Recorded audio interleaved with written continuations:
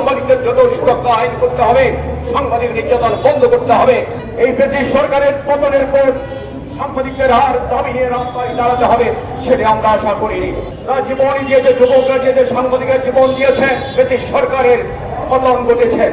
এই ব্রিটিশ সরকারের পতনের পর সাংবাদিকদের আর দাবি নিয়ে রাস্তায় দাঁড়াতে হবে, সেটা আমরা আশা করিনি। আমাদের দাবি ছিল সাংবাদিক দম্পতি সাগর রুনি সহ হাসিনা সরকারের আমলে হত্যা করা হয়েছে যে ৬৬ জন সাংবাদিককে, তাদের হত্যার বিচার।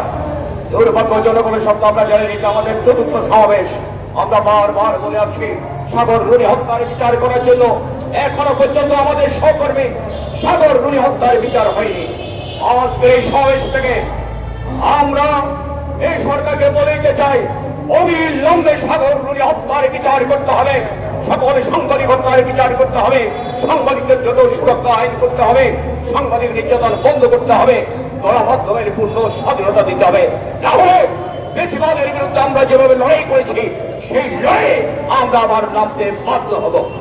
সবশেষ আবারও সরকারের কাছে আমার আহ্বান, সাংবাদিক দাবিগুলো মেনে নিন, বিশেষ করে সাগর রুনি হত্যার বিচার অবিলম্বে করতে হবে এবং সাংবাদিকদের জন্য একটা সুরক্ষা আইন অবিলম্বে ঘোষণা দিবে।